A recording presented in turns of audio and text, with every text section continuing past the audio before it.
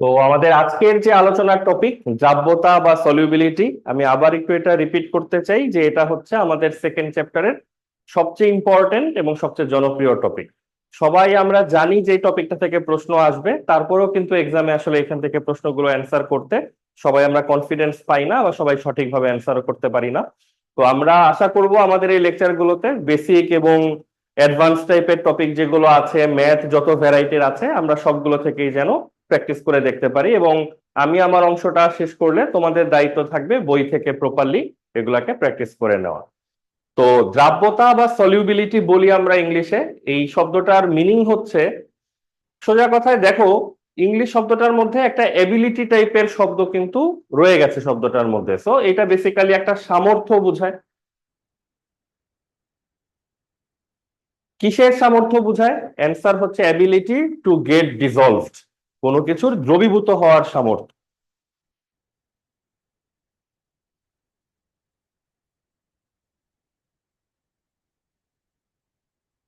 তো জিনিসটাকে খুবই রাফ আইডিয়া হিসাবে যদি আমরা বলি, কোন একটা যৌগ বা কোন একটা বস্তু, এটার দ্রবণীয় হওয়ার যে সামর্থ্য, দ্রবণীয় হওয়ার যে ক্ষমতা, এটাকে আমরা বলি হচ্ছে দ্রাব্যতা। কোন যৌগ যদি অনেক বেশি পরিমাণে দ্রবীভূত হইতে পারে, আমরা বলি এটা দ্রাব্যতা অনেক বেশি। যদি অল্প একটু পরিমাণ দ্রবীভূত হয়, বেশি দ্রবীভূত হতে কেউ না পারে, তখন আমরা বলি এটা দ্রাব্যতা হচ্ছে কম।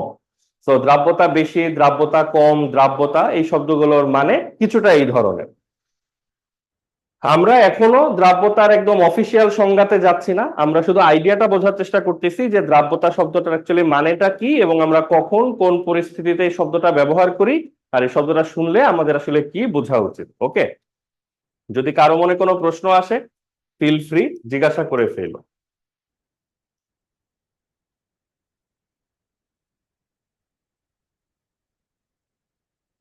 প্রথমত আমরা সবাই জানি যে যখন একটা দ্রবণ তৈরি করা হয়, এই দ্রবণের দুইটা অংশ থাকে। একটা অংশ থাকে দ্রাবক। দ্রাবক হিসাবে সাধারণত আমরা পানিকেই বোঝাই, যদিও পানি দ্রাবক হইতে হবে এমন কোনো কথা নাই, বাট সচরাচর আমরা পানি ব্যবহার করি। আর পানির মধ্যে যখন আমরা কোনো একটা দ্রবকে দেই, দ্রব হিসাবে আমরা এইখানে চিন্তা করতেছি লবণ বা কোনো ধরনের আয়নিক যৌগকে। যদিও এটাও সত্য যে দ্রব হিসাবে আসলে আয়নিক যৌগই হইতে হবে বা লবণই হইতে হবে এমনও কোনো কথা নাই। দুনিয়াতে অজস্র রকমের দ্রবণ আছে, যেখানে দ্রব হয়তো তরল, দ্রাবক ও তরল, আবার যে কোনোটা এরকমও হইতে পারে। কিন্তু আমরা যদি এই চ্যাপ্টার টুর গুণগত রসায়নের পার্সপেক্টিভ থেকে বলি, তাহলে আমাদের আলোচনাটা আসলে বইতে এই পর্যন্তই সীমাবদ্ধ রাখতে বলেছে, যে এখানে দ্রাবক হবে তরল, আমরা ধরে নিচ্ছি পানি যদি অন্য কিছু উল্লেখ করা না থাকে, আর দ্রব হিসাবে আমরা ব্যবহার করব হচ্ছে যে কোনো একটা আয়নিক যৌগ বা লবণকে। তো যখন এই দ্রাবকের মধ্যে দ্রবটাকে দেওয়া হয় এবং এটাকে মেশানো হয়, আমরা কি দেখি? রিয়েল এক্সপিরিয়েন্স থেকে আমরা কি দেখি? এক গ্লাস পানি বা এক জগ পানির মধ্যে যখন আমরা লবণ দেই 1 চামচ, তারপর নাড়া দিলে কি হয়? ওই লবণটা মিশে যায়, বা আমরা শুদ্ধ বাংলায় যেটাকে বলতেছি দ্রবীভূত হয়ে যায়। তো আমরা এরকম প্রথম চামচের পর যদি দ্বিতীয় চামচ লবণ দেই, সেটাও দ্রবীভূত ধরো হয়ে গেল, তৃতীয় চামচও দ্রবীভূত হয়ে গেল। তো আমরা এভাবে একটা জগ পানি বা এক গ্লাস পানির মধ্যে 1 চামচের পর 1 চামচ দ্রব যোগ করে করে দেখতে পারি যে আসলে দ্রবটা দ্রবীভূত হয়ে যাচ্ছে নাকি আসলে অন্য কোনো ঘটনা ঘটতেছে। ঠিক আছে, এখন এই যে আমরা দ্রাব্যতা বলতে কোনো কিছুর দ্রবীভূত হওয়ার সামর্থ্য বোঝাচ্ছি, একটু ঠান্ডা মাথায় চিন্তা করলেই দেখা যাবে যে সামর্থ্যটা আসলে পরিমাপ কিভাবে করা যায়। যেমন তুমি দুইজন কর্মী বা দুইটা স্টুডেন্ট বা দুইটা যে কোনো পারফর্মারের মধ্যে যখন তুমি সামর্থ্যের তুলনা করার চেষ্টা করবা যে কার সামর্থ্য বেশি, কার সামর্থ্য কম, ধরো তুমি এক্সামে তোমাকে আনলিমিটেড পরিমাণ প্রশ্ন দেওয়া হইলো দুইটা স্টুডেন্টকে যে তারা কারা বেটার পারফর্মার চেক করার জন্য। এখন তুমি যদি আনলিমিটেড প্রশ্ন না দিয়ে লিমিট করে দাও যে প্রথম স্টুডেন্টকেও দুইটা প্রশ্নের উত্তর দিতে হবে, দ্বিতীয় জনকেও দুইটা প্রশ্নের উত্তর দিতে হবে, তো দেখা গেল সহজেই দুইজন কিন্তু দুইটা করে প্রশ্নের উত্তর দিয়ে ফেললো, তাহলে কিন্তু তুমি বুঝতে পারলা না যে আসলে কে আগায় আছে কে পিছায় আছে। তো তুমি যদি অনেকগুলা প্রশ্ন দাও এবং একটা বড় সড়ো টাইম দাও, ধরো 1 ঘন্টার মধ্যে আনলিমিটেড পরিমাণ প্রশ্ন দেওয়া আছে, যে 1 ঘন্টা পরে আমরা দেখবো বেশি প্রশ্নের উত্তর দিতে পারতেছে সে বেটার পারফর্মার, এইভাবে যদি আমরা একটা গেম সেট করি, তাহলে কিন্তু তুমি বেসিক্যালি বুঝতে পারবা যে আসলে কে বেটার পারফর্মার। কারণ এখন প্রশ্ন অসংখ্য, তুমি যত পারো তুমি ততগুলো হচ্ছে অ্যান্সার করতেছে, আরেকজন কম পারলে সে কিন্তু কম অ্যান্সার করতেছে। কিন্তু তুমি যদি ব্যারিয়ারটা অনেক আগেই দিয়ে দাও যে 5টা ম্যাথ করতে হবে, 5টা কোশ্চেন অ্যান্সার করতে হবে, তাহলে দেখা যাবে যে স্ট্রং স্টুডেন্ট সেও 5টা অ্যান্সার দিচ্ছে, যে একটু কম পড়া স্টুডেন্ট সেও আসলে 5টা প্রশ্নের উত্তর দিয়ে ফেলতেছে। ঠিক আছে, এই জন্য দুইটা দ্রবণের মধ্যে কোন লবণের দ্রবীভূত হওয়ার সামর্থ্য বেশি আর কোন লবণের দ্রবীভূত হওয়ার সামর্থ্য কম, এটা বোঝার উপায় হিসাবে আমরা যেটা করি, ধরো যদি বলি একটা টালি বানাবো, 1 চামচ করে লবণ দিব। ধরো আমাদের কাছে দুইটা লবণ আছে, একটার নাম লবণ 1, একটার নাম হচ্ছে লবণ 2। আমরা এইখানে লবণ 1 যোগ করব আর এইখানে আমরা লবণ 2 যোগ করব। তাহলে দেখো আমরা এইখানে 1 চামচ লবণ দিলাম, মিশে গেল, এইখানেও 1 চামচ লবণ দিলাম, মিশে গেল। ওই যে, তাহলে কি তুমি পারফরমেন্সটা কার ভালো কার খারাপ কখনো আলাদা করতে পারবা? অ্যান্সার হচ্ছে পারবা না। তো আমাদেরকে কি করতে হবে, ওই যে আনলিমিটেড একের পর এক লবণ যোগ করে করে দেখতে হবে যে আসলে কি হইলো। ধরো আমরা এখানে দেখলাম যে 8 চামচ পর্যন্ত লবণ, লবণ 1 আমরা এই জারের মধ্যে মিশিয়ে ফেলতে পারছি। যেই মাত্র আমরা এর পরের চামচটা অ্যাড করলাম, আমরা দেখতে পেলাম যে ওই লবণগুলো আর দ্রবীভূত হয় নাই, ওই লবণগুলো ধরো জারের নিচে সলিড বা কঠিন পদার্থ হিসাবে জমা হচ্ছে। আমরা জানি এইভাবে যখন কঠিন লবণ জমা হয় তখন এগুলাকে আমরা কি নামে ডাকি বলতো?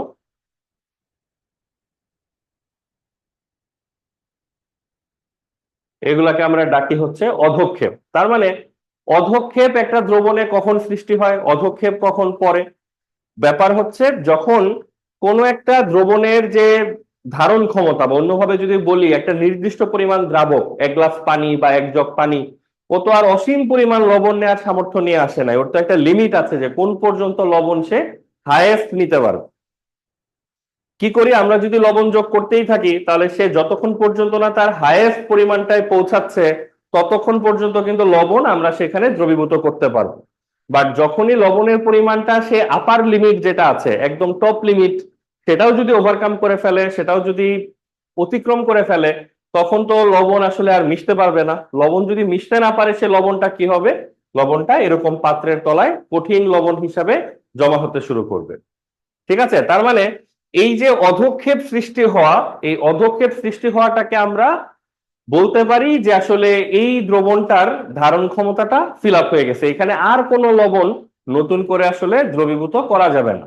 তো আমরা এইটাকে ধরতেছি আমাদের এক্সাম এন্ডিং, ওকে, যে সবার প্রশ্ন লিখে লিখে ওর আসলে সব প্রশ্ন যা পারতো সব লেখা শেষ, এরকম সিচুয়েশন হচ্ছে এইটা। ঠিক আছে, তাহলে আমরা যেটা বুঝলাম সোফার, যে আমরা 2 চামচ করে লবণ যোগ করে আসলে ওদের পারফরমেন্স বুঝতে পারবো না। ওদের পারফরমেন্স বোঝার জন্য ওদেরকে একেবারে আপার লিমিট পর্যন্ত আমাদেরকে সুযোগ দিতে হবে যে কে কত চামচ পর্যন্ত লবণ দ্রবীভূত করতে পারে। তো সেই সুযোগ পেয়ে দেখা গেল আমাদের প্রথম যে পাত্রটা বা জারটা আছে সে হচ্ছে 8 চামচ পরিমাণ লবণ সাকসেসফুলি দ্রবীভূত করতে পারছে। নবম চামচের সময় এসে সমস্যা তৈরি হয়েছে, এই নবম চামচের লবণ আর দ্রবীভূত হতে পারে নাই, এই লবণটা অধঃক্ষেপ হিসেবে নিচে জমা হয়েছে। ঠিক আছে, এখন আসো দ্বিতীয় জারে। দ্বিতীয় জারে কি হচ্ছে, আমরা 1 চামচ 2 চামচ 3 চামচ করে এখানে যখন লবণ যোগ করতেছি,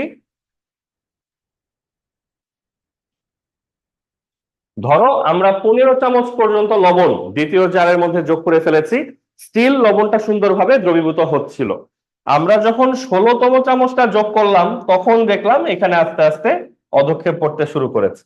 তাহলে দ্বিতীয় জারের দ্রাবকটা কি পরিমাণ লবণ নিতে পারলো? অ্যান্সার হচ্ছে 15 চামচ।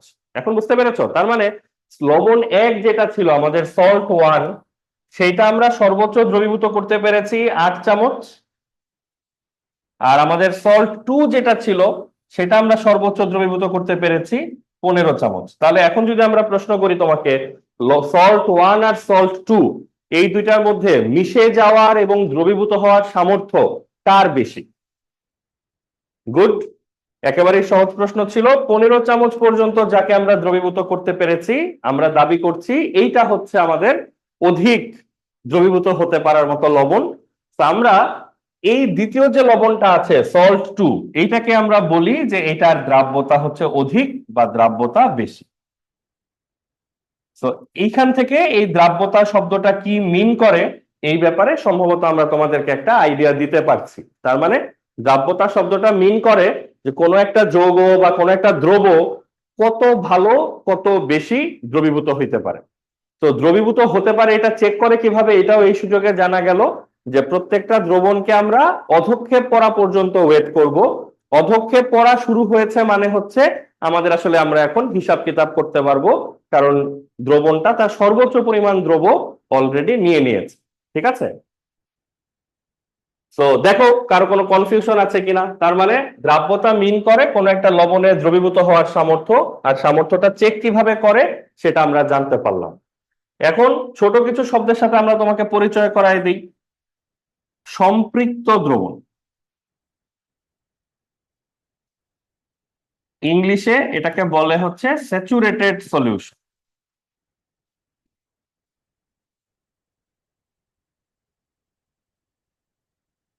সম্পৃক্ত দ্রবণ বা স্যাচুরেটেড সলিউশন জিনিসটা কি? অ্যান্সার হচ্ছে যখন কোনো দ্রবণ সর্বোচ্চ পরিমাণ দ্রব ধারণ করে, এর থেকে বেশি দ্রব আর এই দ্রবণটাতে দ্রবীভূত করা সম্ভব না, তখন এই যে একদম হাইয়েস্ট পরিমাণ দ্রব ধারণ করা যে দ্রবণ সেটাকে বলে সম্পৃক্ত দ্রবণ।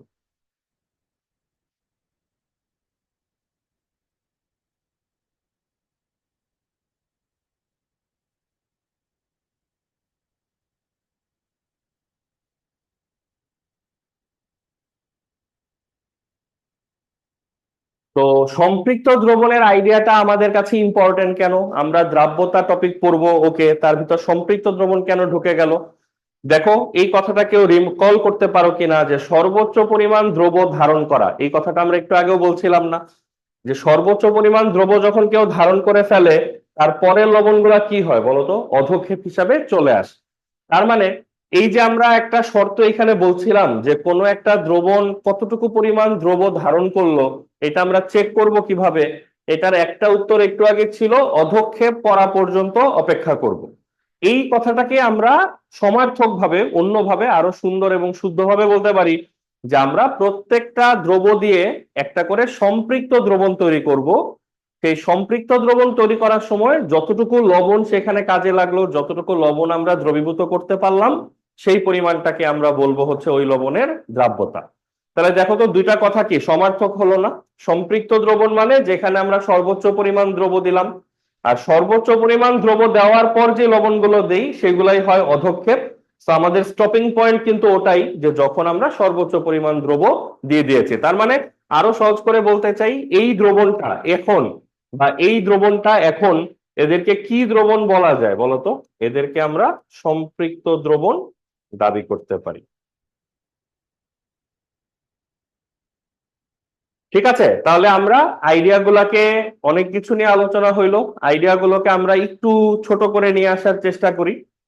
যে আমরা কোনো একটা সম্পৃক্ত দ্রবণ হচ্ছে তৈরি করব, এই সম্পৃক্ত দ্রবণটার মধ্যে যতটুকু পরিমাণ দ্রব দেওয়া হইলো এই দ্রবের পরিমাণটাকেই আমরা বলতেছি দ্রাব্যতা। ঠিক আছে, তাহলে শর্ত নাম্বার 1 একটা সম্পৃক্ত দ্রবণ লাগতেছে আমাদের, শর্ত নাম্বার 2 সর্বোচ্চ যে পরিমাণ দ্রবটা এখানে যোগ করা হলো। ঠিক আছে, তার মানে কোনো দ্রবণ নিয়ে যদি কখনো আলোচনা হয় যেই দ্রবণটা সম্পৃক্ত না, আমরা বুঝতে পারতেছি যেই দ্রবণটা সম্পৃক্ত না তাদেরকে আমরা কি দ্রবণ বলবো?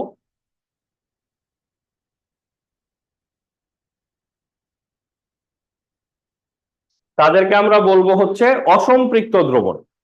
স্বাভাবিক, সম্পৃক্ত দ্রবণ যদি নামে কোনো দ্রবণ থাকে তার অপোজিটে অসম্পৃক্ত দ্রবণ থাকবে। অসম্পৃক্ত মানে যেই দ্রবণটাতে সর্বোচ্চ পরিমাণ দ্রব এখনো দেওয়া হয় নাই, যার এখনো পেট খালি আছে, মানে তাকে আরো লবণ খাওয়ানো যাবে, এরকম দ্রবণগুলোকে আমরা বলি হচ্ছে অসম্পৃক্ত দ্রবণ।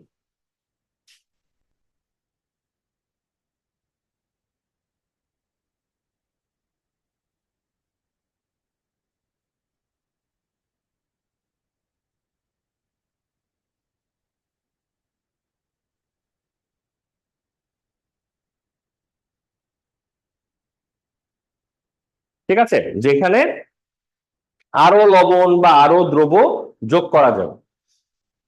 তো কোনোভাবে যদি আমরা বুঝতে পারি যে আমরা একটা অসম্পৃক্ত দ্রবণ নিয়ে কথা বলতেছি, যে ধরো এখানে আমরা অলরেডি 5 চামচ পরিমাণ লবণ যোগ করেছি, এই 5 চামচ পরিমাণ লবণ এখানে মিশে আছে। আমরা জানি যে আমরা যদি এখানে আরো 1 চামচ 2 চামচ লবণ যোগ করি সেটাও মিশবে, তার মানে লবণ এখনো যোগ করা সম্ভব, দ্রবীভূত করা সম্ভব, যেটা হয়তো আমরা এখনো করি নাই, বাট আমরা চাইলেই সেটা করতে পারি। এই পরিস্থিতিতে আমরা যদি লবণের পরিমাণটা হিসাব করি এই দ্রবণে, তাহলে এটাকে কিন্তু কি বলা হবে না, দ্রাব্যতা বলা হবে না। তার মানে দ্রাব্যতা কথাটা বলাই হয়, শব্দটা ব্যবহারই করা হয় সম্পৃক্ত দ্রবণের জন্য, বা কোনো একটা দ্রবণের যখন লবণ নেওয়ার সামর্থ্যটা শেষ হয়ে যায় তারপর আসলে আমরা দ্রাব্যতাটা হিসাব করি। ঠিক আছে, তাহলে এইটা সবাই একটু মনে রাখার চেষ্টা করো যে দ্রাব্যতা জিনিসটা হিসাব করা শুরুই হয় একটা দ্রবণ সম্পৃক্ত হয়ে যাওয়ার পর থেকে। ঠিক আছে, এখন এতক্ষণ ধরে আমরা যেই কথাগুলো আলোচনা করলাম সেটাকে যদি একটু সামারি করি, তাহলে আমরা এখন পর্যন্ত কি জানলাম, যে দ্রাব্যতা যে রাশি, এটার কাজ হচ্ছে লবণের দ্রবীভূত হওয়ার সামর্থ্য প্রকাশ করা। কিন্তু এত জেনেরিক, এত সাধারণভাবে বললে লোকজন বুঝতে পারবে না, তারা যে কোনো জায়গায় যে কোনো দ্রবণে যে কোনো লবণের পরিমাণ তোমাকে বলে দিবে। তো আমাদেরকে কি করতে হবে, প্রথমে সম্পৃক্ত দ্রবণ বলে যে কোনো দ্রবণ চেক করা থেকে আমাদেরকে বিরত থাকতে হবে। তো দ্রাব্যতা বলতে আমরা বুঝবো সম্পৃক্ত দ্রবণে দ্রব তথা লবণের পরিমাণ। ঠিক আছে, আমরা চাইলে তোমাকে এক কথায় এক লাইনে দ্রাব্যতার সংজ্ঞা বলে দিতে পারতাম, বাট আমাদের মনে হইলো যে এক লাইনের সংজ্ঞা তো তুমি বইতেই পাবা, তো এর থেকে বরং আলোচনা করে করে সংজ্ঞাটায় ল্যান্ড করাটা আমাদের কাছে বেশ গুরুত্বপূর্ণ মনে হইলো। তো আমরা এতক্ষণ ধরে কথা বলে তার মানে তোমাকে সম্পৃক্ত দ্রবণ বা দ্রবণের সম্পৃক্ততার যে গুরুত্ব সেটা বলতে পারলাম। দ্বিতীয় পয়েন্ট হচ্ছে দ্রাব্যতার তাহলে মোটামুটি একটা পরিচয় এরকম পাওয়া যাচ্ছে যে একটা সম্পৃক্ত দ্রবণে আমরা লবণ বা দ্রবের পরিমাণটাকে আসলে বলি দ্রাব্যতা। এখন এই যে একটা সরল সাধারণ পরিচয় মোটামুটি ভাবে পাওয়া গেল, এই সংজ্ঞাটার মধ্যেও কিছু জেনারেলাইজেশন আছে, স্পেসিফিকেশনের অভাব আছে। কি ধরনের স্পেসিফিকেশনের অভাব আছে? এই যে দেখো, দ্রবের পরিমাণ, এই পরিমাণ টাইপের শব্দ সায়েন্সে আমরা খুব একটা পছন্দ করি না, কারণ এই শব্দগুলো আসলে স্পেসিফিক কোনো কিছু মিন করে না। যেমন পরিমাণ বললে কেউ ভর বুঝে, কত গ্রাম, কেউ আয়তন বুঝে, কেউ ঘনত্ব বুঝে, কেউ সংখ্যা বুঝে। আমার কাছে 10টা আপেল আছে, এটাও তো আপেলের পরিমাণ। তো পরিমাণ শব্দটা আসলে এতটাই জেনারেল এবং আনস্পেসিফিক রাশি যে পরিমাণ দিয়ে আমি আসলে অসংখ্য রাশিকে মিন করতে পারি। তো এই ধরনের শব্দ আসলে তারাই ব্যবহার করে যারা আসলে স্পেসিফিক জিনিসটা কম জানে বা রিস্কটা নিতে চায় না, যে কি বলতে যে কি বলে কোন প্যাচের মধ্যে পড়ি। তো তারা সেফ সাইডে থাকার জন্য এই ধরনের পরিমাণ টাইপের শব্দ ব্যবহার করে। এই ধরনের শব্দ কিন্তু তুমি এক্সামের খাতায় লিখছো মানে টিচার দেখেই কিন্তু তোমাকে ওই যে সুবিধাবাদী টাইপের লোক হিসাবে চিহ্নিত করে ফেলবে, যে স্টুডেন্ট হয় শব্দটা ভুলে গেছে অথবা ও আসলে ঠিক মতো পড়েই নাই, সো সে একটা আধা খেসরা টাইপের শব্দ লিখে সব দিক ম্যানেজ করার চেষ্টা করতেছে। এটা ভুলও না এটা ওকে বলতে পারবে না, আবার এটা ঠিক না সেটা বলাও ডিফিকাল্ট। ঠিক আছে, এই জন্য পরিমাণ টাইপের শব্দটাকে আমাদেরকে একটু স্পেসিফিক বানাইতে হবে, তাহলে আমরা সংজ্ঞাটাকে আরেক লেভেল সামনে আরেক লেভেল উন্নত করতে পারবো। তো এইখানে পরিমাণ বলতে আমরা একমত হইছি যে আমরা আসলে ঘনমাত্রাকে হচ্ছে পরিমাণ হিসাবে ট্রিট করব, মানে পরিমাণ নির্ণয় করা বলতে আমরা ঘনমাত্রা নির্ণয়কে বুঝাবো। তাইলে সম্পৃক্ত দ্রবণে দ্রবের যে ঘনমাত্রা আছে, দ্রবের যে শক্তি মাত্রা বলতে পারো, বাট ঘনমাত্রা শব্দটা আমার ধারণা তোমাদের বেশি পরিচিত। তো কোন একটা সম্পৃক্ত দ্রবণে দ্রবের যে ঘনমাত্রা, এই ঘনমাত্রাকে বলা হবে দ্রাব্যতা। ঠিক আছে, তাহলে সংজ্ঞার আগের ভার্সনটা থেকে এটা নতুন ভার্সন, সম্পৃক্ত দ্রবণে দ্রবের ঘনমাত্রা। এখন কেউ যদি প্রশ্ন করে যে ঠিক আছে ভাই, পরিমাণ থেকে ঘনমাত্রা স্পেসিফিক করে দিবেন, কারণ পরিমাণের মধ্যে ওই যে যেটা বললাম সংখ্যা, ভর, আয়তন, ঘনত্ব ইত্যাদি বহু কিছু প্রকাশ করা সম্ভব পরিমাণ দিয়ে। তো আমাদের স্পেসিফিকেশনের পার্ট হিসাবে এগুলো সব আমরা ক্যান্সেল করে আমরা ঘনমাত্রাতে এসে ল্যান্ড করলাম বা দাবি করলাম যে আমরা ঘনমাত্রাকে শুধুমাত্র নিব হচ্ছে পরিমাণের ইন্ডিকেটর হিসাবে। এখন আরো যদি প্রশ্ন করি যে ঘনমাত্রা রাশিটা কি আসলে এনাফ স্পেসিফিক,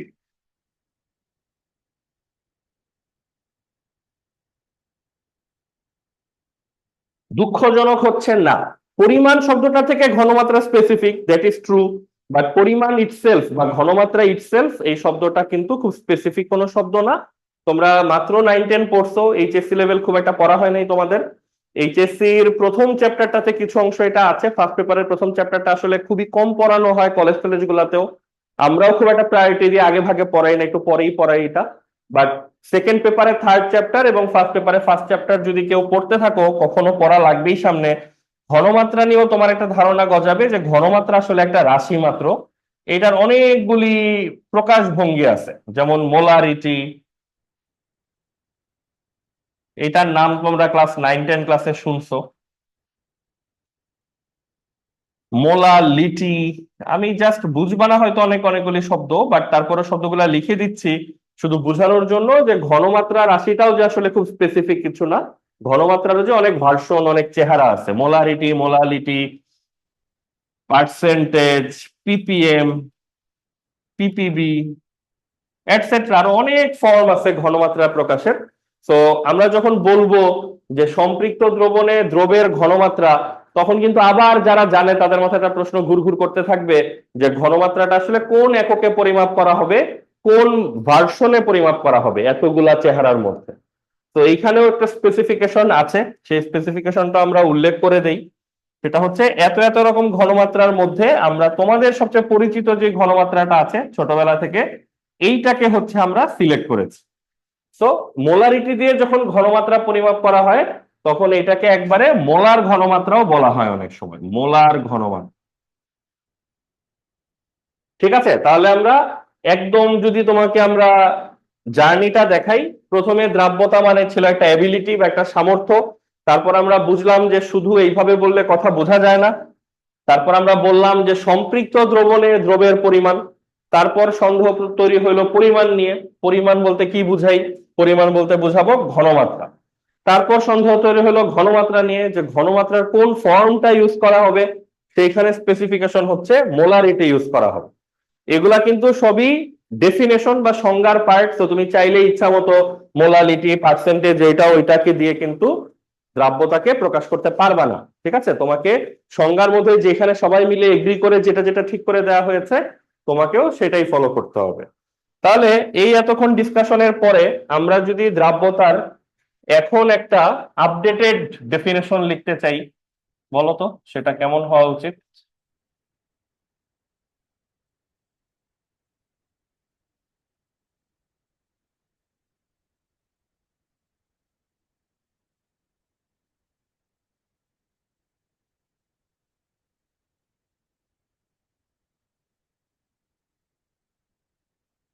ঠিক আছে, এখন পর্যন্ত এইটা হচ্ছে মোটামুটি ভাবে আমরা ফাইনালি এগ্রি করলাম এমন একটা সংজ্ঞা, যে সম্পৃক্ত দ্রবণে যে ঘনমাত্রা থাকে, দ্রবের ঘনমাত্রা বললে কথাটা খুব স্পেসিফিক হয়, বাট ক্যাজুয়ালি তুমি যদি বলো যে সম্পৃক্ত দ্রবণের ঘনমাত্রাকে দ্রাব্যতা বলে, দ্যাট ইজ ফাইন, কোনো সমস্যা নেই। ঠিক আছে, তাহলে সম্পৃক্ত দ্রবণের যে ঘনমাত্রা, এইটাকে আমরা বলবো হচ্ছে দ্রাব্যতা। আর এই ঘনমাত্রাটা আমরা জানলাম স্পেসিফিক, অন্য কোনো এককে নিলে হবে না। এটা আমাদের টিপিক্যাল মোলারিটি যেটা বলে, যার অন্য একটা এককের ভার্সন বা নাম আমরা বলি মোল পার লিটার। এটা তোমরা 9-10-এ দেখছো, অনেক সময় মোল পার লিটারকে মোলার বলে, অনেক সময় এটাকে শুধু বড় হাতের এম দিয়ে লেখে। তো এইগুলিকে আমরা দ্রাব্যতার পরিমাপক হিসাবে নিব, অন্য কিছুকে নিতে পারবো না। ঠিক আছে, তো এইটাকে আমরা বলি হচ্ছে দ্রাব্যতার প্রথম সংজ্ঞা বা সংজ্ঞা 1। এটাকে তুমি এখন যেহেতু বহুবার এটার মধ্যে স্পেসিফিকেশন কারেকশন করে টোরে আমরা ফাইনালি এটাই ল্যান্ড করেছি, তুমি এইটাকে দ্রাব্যতার একটা ভালো সংজ্ঞা হিসাবে এটাকে তুমি কাউন্ট করতে পারো। ঠিক আছে, তাহলে দ্রাব্যতার সংজ্ঞা হচ্ছে সম্পৃক্ত দ্রবণে দ্রবের যে ঘনমাত্রা পাওয়া যায় বা দ্রবের যে ঘনমাত্রা থাকে, সেটাকে বলে হচ্ছে দ্রাব্যতা।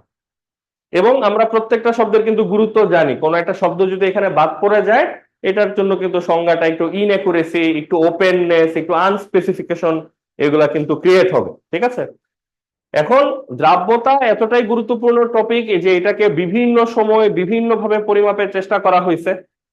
তো এটা আরেকটা সংজ্ঞাও প্রচলিত আছে এবং এটা তোমাদের উচ্চ মাধ্যমিকের বইগুলোতেও দ্বিতীয় সংজ্ঞাটাও দেওয়া থাকে, যদিও গুরুত্বের বিচারে প্রথম সংজ্ঞাটাই বেশি জনপ্রিয়, বাট বইতে যেহেতু দ্বিতীয়টাও আছে এবং দ্বিতীয়টা থেকেও ডিসকাশন আসে, টুকটাক ম্যাথ আসে, তো দ্বিতীয় সংজ্ঞাটাকে আমরা ইগনোর করতে পারতেছি না।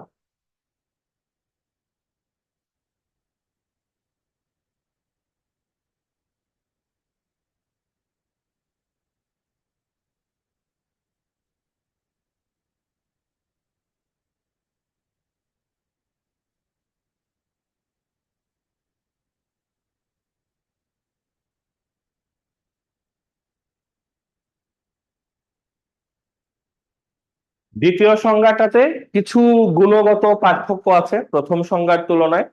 দ্বিতীয় সংজ্ঞায় বলা আছে যে 100 গ্রাম দ্রাবক, 100 গ্রাম দ্রাবক সেটাকে সম্পৃক্ত করতে হবে, সেটাকে সম্পৃক্ত করার জন্য কি পরিমাণ দ্রব্য লাগে। তাহলে আবার আগের আলোচনায় যদি বলি, কাহিনীটা মোটামুটি বোঝা যাচ্ছে। একটা জগের মধ্যে গুনে গুনে 100 গ্রাম দ্রাবক নেওয়া হবে, নিয়ে সেটাকে সম্পৃক্ত করার চেষ্টা করা হবে। সম্পৃক্ত করার মানে আমরা বুঝি সর্বোচ্চ পরিমাণ দ্রব্য আমরা সেখানে দিব। তো সেই সর্বোচ্চ পরিমাণ দ্রব্যটাকে আমরা বলবো হচ্ছে দ্রাব্যতা।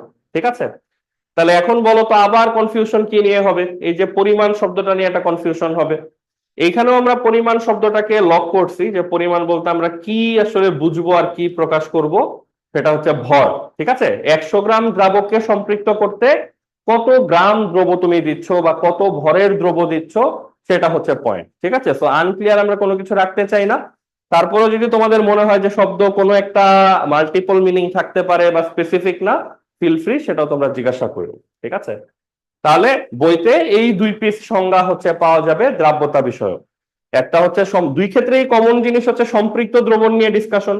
আর এক জায়গায় আমরা লবণটাকে পরিমাপ করব মোল পার লিটার বা ঘনমাত্রা দিয়ে, আর এক জায়গায় আমরা লবণটাকে পরিমাপ করব হচ্ছে ভর দিয়ে। ঠিক আছে, আর একটা বেসিক পার্থক্য হচ্ছে সংজ্ঞা এক আসলে কাজ করে দ্রবণ নিয়ে। দ্রবণে কি হচ্ছে, এখানে দ্রবণ আমরা বানাবো ঠিকই, বাট আমরা হিসাবটা কিন্তু করি কার সাপেক্ষে? দ্রাবকের সাপেক্ষে। অন্যভাবে যদি বলি, এই যে মোল পার লিটার এককটা আছে, এখানে এই যে লিটারটা কিন্তু পুরো দ্রবণের আয়তন। ঠিক আছে, এই লিটারটা কিন্তু দ্রবণ থেকে আসছে, আর এইখানে যে পরিমাণটা সেটা কিন্তু দ্রবণের না, সেটা কিন্তু দ্রাবকের। তো সংজ্ঞা দুইটার মধ্যে তুমি যত নিখুঁত ভাবে ভালোভাবে খেয়াল করবা, তত হচ্ছে পার্থক্যের পয়েন্টগুলি তোমার কাছে পরিষ্কার হবে, যে সংজ্ঞা একে আসলে কোন কোন জায়গায় ফোকাস করা হয়েছে, কি কি জিনিস দিয়ে পরিমাপ করা হয়, আর সংজ্ঞা দুইয়ে আসলে কি কি জায়গায় ফোকাস দেওয়া হয়েছে, কি কি জিনিস দিয়ে পরিমাপ করা হয়।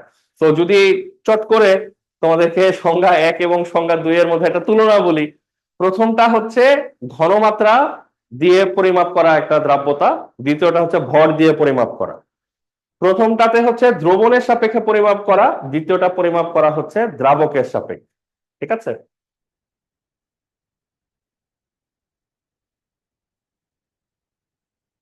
ওকে, এই পর্যন্ত সবাই। এখন আমরা যেভাবে এই জায়গাটা এসে ল্যান্ড করলাম, দ্রাব্যতার সংজ্ঞা এসে ল্যান্ড করলাম, তাতে মনে হইতে পারে যে হ্যাঁ এই সংজ্ঞাগুলা মোটামুটি ঠিক আছে, হুইচ ইজ ট্রু, এই সংজ্ঞাগুলা মোটামুটি ঠিক আছে।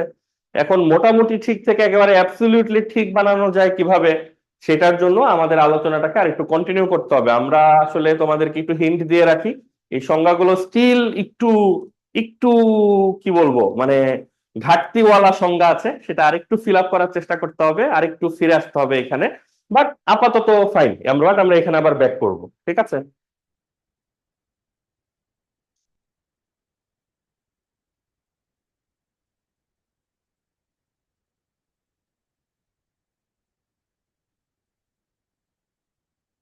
তাহলে আমরা একটা জিনিস বুঝতে পারলাম, যে যদি দ্রাব্যতা কখনো পরিমাপ করতে হয়, কোনো একটা দ্রাব্যতা হিসাব করতে হয় কখনো, তাহলে আমাদেরকে কি করতে হবে? আমাদেরকে প্রথমত একটা সম্পৃক্ত দ্রবণ নিশ্চিত করতে হবে। বলো কথা ঠিক বলতেছে কিনা, যদি কোনো কিছু নিয়ে দ্বিমত থাকে জানাও আমাকে। যে প্রথম কথা হচ্ছে, আমরা দ্রাব্যতা হিসাব করতে গেলে সবার প্রথম আমাদেরকে নিশ্চিত করতে হবে যে এই দ্রবণটা সম্পৃক্ত বা স্যাচুরেটেড। এটা নিশ্চিত করার পরে হচ্ছে অন্য কথাবার্তা, যে কতটুকু দ্রব্য দিলাম ইত্যাদি ইত্যাদি, ঘনমাত্রা কত। ঠিক আছে, বাট প্রথম পয়েন্ট হচ্ছে আমাদেরকে দ্রবণটা সম্পৃক্ততা নিশ্চিত করতে হবে। এখন অলরেডি আলোচনায় এটা আসছে যে একটা দ্রবণ যে সম্পৃক্ত সেটা বুঝে কিভাবে, চেনে কিভাবে বলো তো? একটা দ্রবণ, তুমি বাসার বাইরে থেকে এসে বাসায় ঢুকলা, ঢুকে দেখলা যে তোমার ডাইনিং টেবিলের উপরে একটা গ্লাস বা একটা জার, সেখানে একটা দ্রবণ। এখন আমরা তোমাকে জিজ্ঞাসা করতেছি যে এই দ্রবণটা সম্পৃক্ত কিনা। তো তুমি মাত্র বাসায় ঢুকেছো, এটা বাই ইন্সপেকশন তাকায় থেকে তুমি কিভাবে বুঝবা এই দ্রবণটা সম্পৃক্ত কিনা? বলো তো, কোনো উপায় আছে? কোনো একটা দ্রবণ সম্পৃক্ত কিনা এটা আমরা বুঝি হচ্ছে পাত্রের তলায় কোনো অধক্ষেপ আছে কিনা সেটা দেখি। ঠিক আছে, তো এটা সবাই একটু নোট রাখো যে সম্পৃক্ত দ্রবণের বুঝার উপায় হচ্ছে অধক্ষেপ। ঠিক আছে, অধক্ষেপ,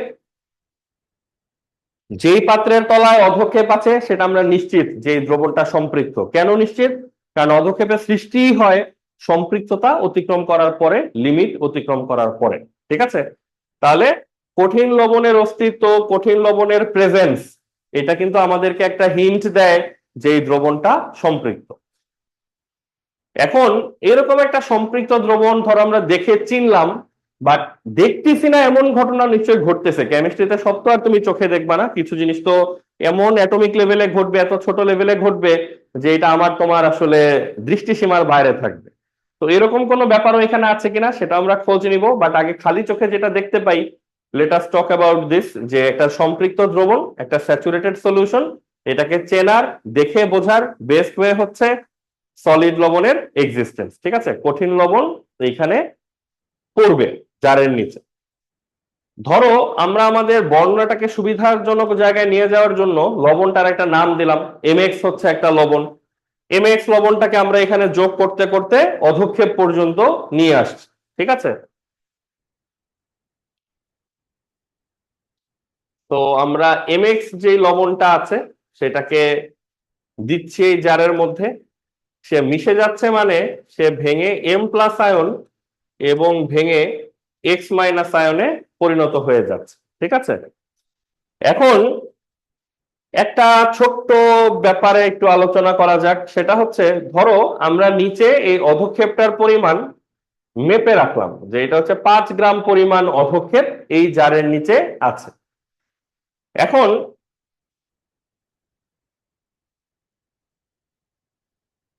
কি হবে বলতো?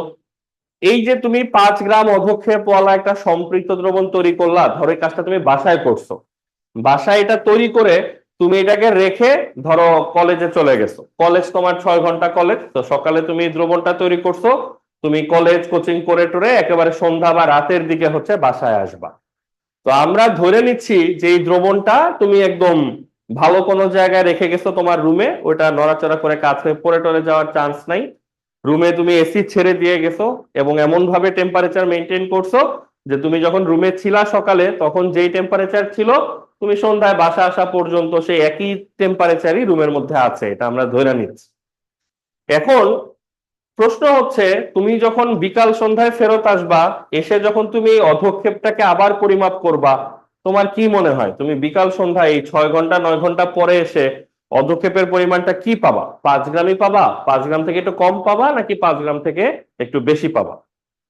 দেখো তো এটা চিন্তা করে বলা যায় কিনা। তো প্রশ্নটা হচ্ছে সকাল বেলায় তুমি 5 গ্রাম পরিমাণ অধক্ষেপ পেয়েছিলা সকালে, তারপর বাসার বাইরে চলে গেছো, 9 ঘন্টা পরে ফেরত আসছো। তো এই 9 ঘন্টা পর যখন ফেরত আসছো, এখন অধক্ষেপের পরিমাণ 5 গ্রামই থাকবে, 5 গ্রাম থেকে কম হবে, নাকি 5 গ্রাম থেকে বেশি হবে, এইটা বলা সম্ভব কিনা তোমাদের পক্ষে? দেখো তো।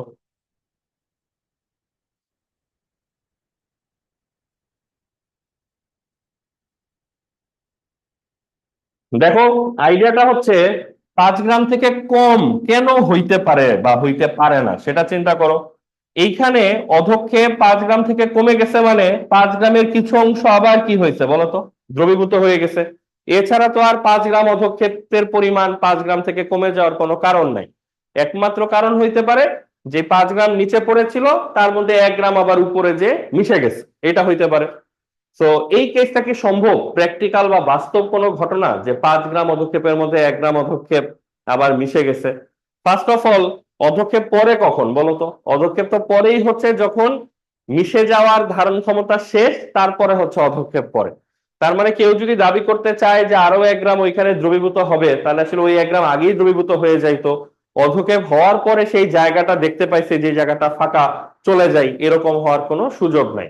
সবাই পয়েন্টটা বুঝতে পারতেছো? তার মানে অধক্ষেপের পরিমাণ কমার কিন্তু সুযোগ নাই। কারণ কমবে কিভাবে, কমে সে যাবেটা কই? যাওয়ার জায়গা তো আগেই ফিল আপ।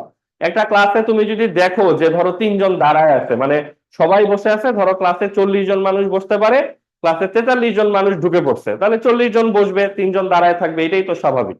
এখন তুমি যদি বলো আমি আধা ঘন্টা টাইম দেওয়ার পরে দেখলাম যে দাঁড়ায় থাকা মানুষ 3 থেকে 1 হয়ে গেছে, তার মানে কি বাকি 2 জন বসে পড়ছে? বাকি 2 জন বসবেটা কই? জায়গা তো আগেই ফিল আপ ছিল সব, বুঝতে পারছো? তো আবেগে কথাবার্তা বলা যাবে না। পয়েন্ট হচ্ছে এই 5 গ্রাম থেকে লবণ আসলে দ্রবণে যে আর মেশার সুযোগ নাই যদি সেম সিচুয়েশন সব জায়গায় থাকে। এই গেল একটা অপশন যে 5 থেকে কম হওয়ার সুযোগ নাই, কম হতে পারবে না। বেশি হওয়ার মানে কি বলতো? ধরো আমরা সন্ধ্যায় এসে মেপে এটা 5 গ্রামের জায়গায় এখানে আমরা 6.5 গ্রাম ধরো পেলাম। এখন কথা হচ্ছে এই 6.5 গ্রাম কিভাবে হওয়া সম্ভব? এইটাও কি বাস্তব কেস? নিচে 1.5 গ্রাম বেশি হওয়ার মানে কি বলতো? উপরে যারা ছিল লবণ, সেইখান থেকে অদ্রবীভূত অবস্থায় 1.5 গ্রাম লবণ নিচে চলে আসছে। এটা কি সম্ভব? বা অন্যভাবে চিন্তা করো, উপরে 1.5 গ্রাম যদি নিচেই চলে আসে, তাহলে তো উপরে জায়গা ফাঁকা হয়ে যাওয়ার কথা, তাহলে লবণ তো কিছু অংশ যে আবার ওই জায়গাটা দখল করে ফেলার কথা না? তো একটু চিন্তা করলেই বুঝতে পারবা যে লবণের পরিমাণ বেড়ে যাওয়া আসলে ইকুয়ালি ইমপ্র্যাকটিক্যাল। লবণের পরিমাণ বেড়ে যাওয়ার আসলে সুযোগ নাই যদি পরিবেশ পরিস্থিতি সব একই রকম থাকে, দুপুরের মতো বা সকালের মতোই থাকে। তাহলে বেশিও হইতে পারবে না, কমও হইতে পারবে না, তাহলে তো অপশন আসলে খোলাই আছে একটা, যেটা দিয়ে সবকিছু ব্যাখ্যা করা যাবে, সেটা হচ্ছে পরিমাণটা সমান থাকবে, হুইচ ইজ ট্রু। যে দ্রবণটা যদি একবার সম্পৃক্ত হয়ে যায়, তাহলে নিচে যে অধক্ষেপটা পড়ে আছে সেটার পরিমাণে কিন্তু আর পরিবর্তন আসা উচিত না। ওটা যা আছে পরিমাণটা আসলে তাই থাকা উচিত, এবং সেটাই রিজনেবল হয়, তাই না? কারণ উপরেও যাওয়ার সুযোগ নাই, আবার উপর থেকে কারো নিচে এসে বসে থাকারও সুযোগ নাই। তো যদি না যায় এবং না আসে, তাহলে তো পরিমাণ যা ছিল নিশ্চয়ই তাই থাকবে, সেটাই আমরা পাই। পরিমাণটা কিন্তু 5 গ্রামেই স্টিক থাকবে, ঠিক আছে, স্থির থাকবে। ঠিক আছে, বুঝতে পারতেছে সবাই? তাহলে এই হচ্ছে সম্পৃক্ত দ্রবণের একটা স্পেশাল বৈশিষ্ট্য, যে সম্পৃক্ততার লিমিট একবার ক্রস করে যাওয়ার পরে যখন নিচে অধক্ষেপ পড়ে, এই অধক্ষেপের পরিমাণটা সচরাচর চেঞ্জ হবে না, যদি তুমি এই যে টেম্পারেচার ঠিক রাখা বা অন্য যে ব্যাপারগুলোর কথা আমরা বললাম সেগুলো যদি তোমরা ঠিক রাখো। এইবার দ্বিতীয় আর একটা প্রশ্ন, এটা আরো ইন্টারেস্টিং প্রশ্ন, সেটা হচ্ছে যদি আমরা এরকম একটা কাজ করতে পারি, করতে পারতেছি না, বাট আমরা যদি করতে পারি, সেটা হচ্ছে এই 5 গ্রামের মধ্যে যে লবণগুলি আছে, ধরো আমরা প্রত্যেকটা লবণকে একটা কালার দিয়ে দিলাম, ধরো একটা হলুদ রঙের কালার আমরা ওদেরকে দিয়ে দিলাম। তার মানে আমরা বোঝাইতে যাচ্ছি এই 5 গ্রামের মধ্যে ধরো 1000টা কণা ছিল, 1000টা কণা মিলে এই 5 গ্রাম লবণ তৈরি করেছিল। আমরা এই 1000টা কণাকে ধরে ধরে, প্রত্যেককে ধরে ধরে একটা জার্সি টাইপের পরাই দিলাম, যেন এই কণাগুলাকে চেনা যায়, দেখা যায় যে এইগুলা এই স্পেশাল কণাগুলা যারা নিচে অবস্থান করতেছিল। ঠিক আছে, তাহলে আমরা 5 গ্রাম হিসাবে যে কণাগুলো আমরা পাই সেইগুলাকে আমরা মার্ক করে দিছি, ঠিক আছে, একদম ওই যে অমোছনীয় কালি দিয়ে দাগ দিয়ে দিছে, হলুদ দাগ। এখন নতুন প্রশ্নটা খুব ইন্টারেস্টিং, সেটা হচ্ছে সকালবেলা তো তুমি দেখছিলা যে নিচে 1000টা হলুদ রঙের কণা একসাথে হয়ে 5 গ্রাম পরিমাণ অধক্ষেপ তৈরি করছিল। সন্ধ্যায় যখন তুমি আসবা, তুমি কতগুলা কণা দেখবা? অ্যান্সার হচ্ছে 1000টা। এই প্রশ্নটা একটু আগে সেটেল করা হইলো যে পরিমাণ আসলে কম বেশি হওয়ার সুযোগ নাই। সকালে যদি 1000টা কণা থাকে, তাহলে আসলে সন্ধ্যায়ও 1000টা কণাই থাকবে। নতুন প্রবলেম হচ্ছে, হোয়াট ডু ইউ থিঙ্ক, যে এই 1000টা কণা তো সকালবেলা জার্সি পরানো ছিল হলুদ রঙের, সরি, সন্ধ্যায় যখন আমরা ফিরে আসব কলেজ থেকে, তো তখনও কি আসলে ওই 1000টা কণাই থাকবে জারের মধ্যে, ওই যে হলুদ ট্যাগ করা 1000টা কণা, নাকি সেখানে কোনো ধরনের চেঞ্জ হইতে পারে? একটু চিন্তা করে বলতে পারবা? প্রশ্নটা হopefully বুঝছো। আমরা অলরেডি এগ্রিড যে জারের নিচে 1000টা কণা আছে, 1000টা কণা মিলে 5 গ্রাম ভর কভার করে, সেটাও ঠিক আছে। আমরা যখন সন্ধ্যায় আসবো আবারও 1000টা কণা পাবো, সেটাও ঠিক আছে। কিন্তু সকালবেলার 1000টা কণাই কি পাওয়া যাবে বিকালবেলা, নাকি কণাতে পরিবর্তন আসবে? যেমন আমরা কি এরকম হইতে পারে যে বিকালে এসে দেখলাম 1000টা কণার মধ্যে সে 700টা হচ্ছে হলুদ ট্যাগ করা, বাকি 300টার নতুন, মানে ওইগুলোতে হলুদ ট্যাগিং নাই। এটা আবার ভাবা যাবে না যে 300টার ট্যাগ মুছে গেছে, ধুয়ে গেছে, এরকম হওয়ার সুযোগ নেই। আমরা আগেই বলছি যে এটা স্পেশাল কালি দিয়ে মার্ক করা, তো কালি উঠবে না। তো তোমাদের কি মতামত, এই 1000 সকালের 1000 থাকবে নাকি এখানে পরিবর্তন আসা উচিত? একই থাকবে বলতেছ?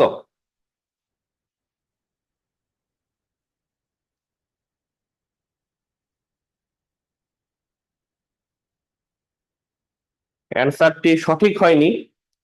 1000টা কণা নিচে পাবো এটা সঠিক, কিন্তু সকালের 1000টা কণাই পাবো এটা আসলে সঠিক না। শুনতে অনেকের কাছে সারপ্রাইজিং মনে হলেও হইতে পারে, অনেকে অলরেডি এই টপিক পড়েও ফেলছে, এরকমও হইতে পারে। তো সবার কাছে ইকুয়ালি সারপ্রাইজিং হবে না, বাট যারা আমার সাথে সাথে পড়তেছে এখন এই টপিকটা, অনেকের জন্য, যাদের জন্য নতুন, তাদের অনেকের কাছে এটা একটু সারপ্রাইজিং মনে হইতে পারে। আইডিয়াটা কিরকম, আগে তুমি রিয়েলিস্টিক আইডিয়াটাই নাও। যে ক্লাসরুমের কথা বললাম যে 40 জনের ক্লাসরুম, 43 জন চলে আসছে। ক্লাসরুম হচ্ছে 40 জনের, স্টুডেন্ট চলে আসছে আজকে 43। এটা আমরা তোমাকে বলতে পারি দ্রাব্যতার এই বিষয়গুলা যে কয়েকটা ব্যাপার দিয়ে খুব ভালো বোঝা যায়, তার মধ্যে একটা হচ্ছে ক্লাসরুমের আইডিয়া, যে কতজন স্টুডেন্ট বসতে পারে, কতজন চলে আসছে, কতগুলো বেঞ্চ খালি আছে। সো অলওয়েজ ট্রাই করবো, আমরাও ক্লাসে ট্রাই করবো তোমাদেরকে কিছু এক্সাম্পল, কিছু অ্যানালজি দেখাই দিতে। তো তুমিও যখন চিন্তা করবা কোনো কমপ্লিকেসি বা প্যাচের মধ্যে পড়লে, দেখবো যে ক্লাসরুমের এক্সাম্পল গুলা বেশ হেল্পফুল। তো 40 জনের একটা ক্লাসরুমের মধ্যে আজকে স্টুডেন্ট আসছে 43 জন, তার মানে 40 জন বসে আছে, 3 জন দাঁড়ায় আছে। এখন এইটা ঠিক যে যেহেতু 40 জন বসার পরেই জায়গা না পেয়ে 3 জন দাঁড়ায় আছে, তার মানে আমরা আধা ঘন্টা পরে চেক করি, 2 ঘন্টা পরে চেক করি, 6 ঘন্টা পরে চেক করি, যখনই চেক করি আমরা কিন্তু 3 জন মানুষকে দাঁড়ায় থাকতে দেখবো, এটা নিয়ে কিন্তু কোনো ডাউট নাই। কোশ্চেন যেটা ছিল যে আমরা সকালে যে 3 জনকে দাঁড় করায় গেছিলাম, সন্ধ্যায় তো 3 জনই পাবো, কিন্তু সেটা কি সকালের 3 জনকেই পাবো, নাকি এখানে আসলে চেহারাতে পরিবর্তন আসবে, নতুন কোনো স্টুডেন্টকে আমরা ওখানে দেখবো দাঁড়ায় থাকে? একটু চিন্তা করলেই দেখবা যে এই জায়গাটা একটু ভেরিয়েশন আসার আসলে সুযোগ আছে। যেমন তুমি সকাল থেকে সন্ধ্যা 9 ঘন্টা টাইম 3টা স্টুডেন্ট দাঁড়ায় ছিল সকালে, সো 2 ঘন্টা 3 ঘন্টা যাওয়ার পর যারা বসে আছে তাদেরও তো ভাই বসে থাকতে থাকতে একটু টায়ার্ডনেস এর একটা ব্যাপার আছে বা একটু আনইজি ফিল করার ব্যাপার আছে। তো এরকম হইতেই পারে নিশ্চয়ই যে দাঁড়ায় থাকা 3 জন রোটেশনালি ওরা বসলো, বসে থাকা 3 জন হচ্ছে দাঁড়াইলো, এবং কিছুক্ষণের মধ্যে তারা এটাতে বেশি এনজয়মেন্ট পাইলো। যে এটাও তো আসলে একটা খুব ভালো প্র্যাকটিস, যে প্রতি 1 ঘন্টা পর পর বা 2 ঘন্টা পর পর রোটেশনালি ওই যে যেই 3 জন দাঁড়ায় থাকতেছিল তারা বসলো, যারা বসতেছিল তারা 3 জন দাঁড়ায় থাকলো। তো এইভাবে ধরো ওলট পালট করে তারা উঠতেছে বসতেছে। তাহলে বলো তো বিকাল সন্ধ্যা পর্যন্ত আস্তে আস্তে স্টুডেন্ট 3 জন দাঁড়ায় থাকবে, কাউন্ট নিয়ে কোনো ডাউট নাই, 3 জনই দাঁড়ায় থাকবে। কিন্তু কোন 3 জন এখানে পরিবর্তন আসার একটা সুযোগ তৈরি হয়েছে নাকি হয় নাই? হয়েছে। তো এখন নতুন স্টুডেন্টরাও দাঁড়ায় থাকতে পারে, যারা সকালে ছিল তারা নাও থাকতে পারে সেখানে। তো এইটা হচ্ছে পয়েন্ট। এখন দ্রবণে আসলে কি হয় বলতো, এটা তো ক্লাসরুমের ব্যাপার, বাট দ্রবণে কি হয়? দ্রবণে যেটা হয় ইন্টারেস্টিং ব্যাপার,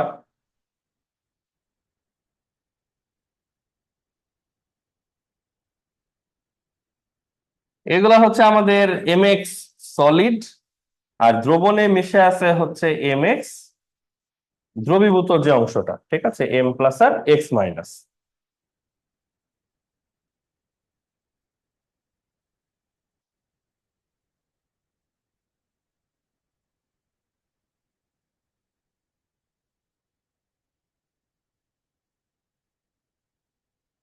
এখানে সম্পৃক্ত দ্রবণ হয়ে যাওয়ার পরে এখানে যে লবণগুলা নিচে পড়ে থাকে, এখানে যেটা হয় সবাই একটু ভালো করে শুনে রাখো।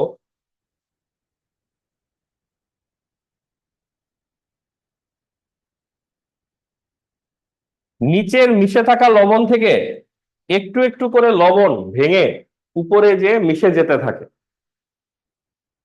তো যদি আসলে এরকমই হয়, নিচের মিশে যাওয়া লবণ যদি আস্তে আস্তে উপরে যায়, তাহলে তো আবার সে একই প্রশ্ন, উপরে জায়গা কই? আর উপরে গেলে তো অধঃক্ষেপের পরিমাণ কমে যাওয়ার কথা। অধঃক্ষেপ কি আমরা কখনো কমবে বলে এগ্রি করছি? অ্যান্সার হচ্ছে করি নাই। তাহলে তার মানে এই ঘটনাটা বলে বিরতি নেওয়া যাবে না, বিরতি নিলে লোকজন ভাববে এটা একটা স্টেটমেন্ট এবং এটাকে কেউ মেনে নিবে না, মেনে নেওয়ার কারণও নাই। তার মানে জিনিসটা এরকম না যে সলিড লবণ জাস্ট ভেঙে উপরে চলে যাচ্ছে, ব্যাপারটা আসলে এরকম না। যেই সময় সে উপরে যাচ্ছে ঠিক একই সময় কি হচ্ছে বলতো, উপরের কিছু লবণ আবার একসাথে হয়ে কঠিন লবণ হিসাবে নিচে চলে আসতেছে। এখন তুমি জিনিসটা আমাদের রিজন খুঁজে পাবা, একটা রেশনালিটি খুঁজে পাবা, সেটা হচ্ছে যেই মোমেন্টে দুইটা ঘটনা যদি একসাথে ঘটে তাইলে কিন্তু সম্ভব যে যেই মোমেন্টে উপর থেকে নিচে আসলো তার মানে উপরে একটা ফাঁকা তৈরি হচ্ছে, নিচে লবণগুলা যে আবার ওই জায়গাটা দখল করলো, তাহলে কিন্তু নিচ থেকে একদল উপরে চলে গেল আর উপরের একদল কিন্তু নিচে চলে আসলো, যেমনটা আমাদের ক্লাসরুমের স্টুডেন্টরা করতেছিল, যে দাঁড়ায় থাকারা বসে পড়লো, বসে থাকারা উঠে দাঁড়ায় পড়লো। ঠিক আছে, তাহলে বলো তো, এখন যদি কেউ প্রশ্ন করে যে ঠিক আছে তাহলে এমএক্স যদি এরকম উপরে উঠেই যায় তাহলে তো এমএক্স এর পরিমাণ কমে যাওয়ার কথা ছিল, আবার উপরের লবণ যদি নিচে নেমে আসে তাহলে এমএক্স এর পরিমাণ বেড়ে যাওয়ার কথা ছিল। কিন্তু আমরা তো একটু আগে বললাম যে এমএক্স এর যে নিচে যে পরিমাণটা পড়ে থাকে ওটা আসলে কমেও না, ওটা আসলে বাড়েও না, তাহলে কিভাবে এই জিনিসটা ম্যানেজ করা সম্ভব যে নিচের লবণ উপরে যাবে, উপরের লবণ নিচে আসবে, কিন্তু ইভেনচুয়ালি নিচে পড়ে থাকা অধঃক্ষেপের পরিমাণ বাড়বেও না কমবেও না? এটা কিভাবে সম্ভব? এটা কেবলমাত্র একভাবেই সম্ভব, যে ফার্স্ট অফ অল আমরা পরিবর্তনটা বুঝলাম যে পরিবর্তনটা আসলে দ্বিমুখী বা উভমুখী। এটা এম এক্স থেকে এম প্লাস এক্স মাইনাস এর দিকেও যায়, আবার এম প্লাস এক্স মাইনাস থেকেও এটা এম এক্স এর দিকে আসে। তো প্রথম আন্ডারস্ট্যান্ডিং হচ্ছে,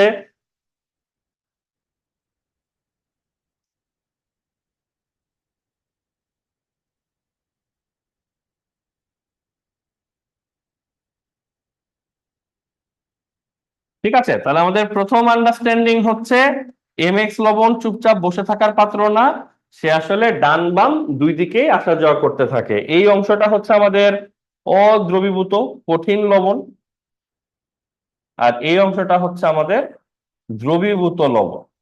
সো দ্রবীভূত অংশ থেকে কিছু অংশ আস্তে আস্তে অদ্রবীভূত অংশে আসে, নিচে আসে, আর নিচের অদ্রবীভূত লবণের কিছু অংশ আবার আস্তে আস্তে দ্রবীভূত অংশে চলে যাচ্ছে।